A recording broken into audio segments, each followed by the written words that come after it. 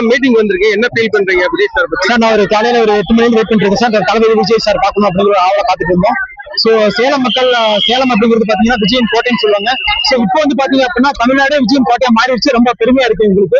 So இப்போ Vijay sir வந்தது வந்து எங்களுக்கு எந்த அளவுக்கு மகிழ்ச்சி இருக்குது அப்படின்னா, இதுக்கு முன்னாடி ஆண்ட கட்சியும் சரி, ஆண்டுகிட்டு இருக்கும் கட்சியும் சரி, சோ ரெண்டு கட்சியுமே பாத்தீங்க அப்படின்னா ஏதோ நம்ம ஒரு பணத்தை கொடுத்துட்டு ஏதோ விஷயம் சில விஷயங்கள் பண்றாங்க. ஒரு பல விஷயங்கள் வந்துட்டு அவங்களுக்கு கீழே ஒர்க் பண்ற அதிகாரிகள் வந்துட்டு என்ன பண்றாங்க அப்படின்னா, அந்த எங்களுக்கு பணம் கொடுத்து அப்படியே எங்க கண்ணை மறைச்சிட்டு அவங்க அப்படியே ஊழல் பண்றதா அவங்க முழு குறிப்போட வச்சிருக்காங்க.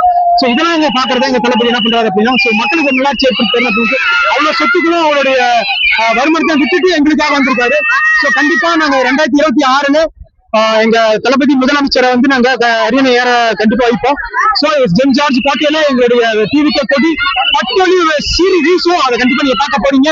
சோ இப்ப தளபதி வந்ததுக்கு அப்புறம் எங்க நாடு எப்படி இருக்கும் அப்படின்னா, இந்த தமிழ்நாடு எப்படி இருக்கும் அப்படின்னா வறுமையே இல்லாத தமிழகம். சோ மதம் ஜாதிகள்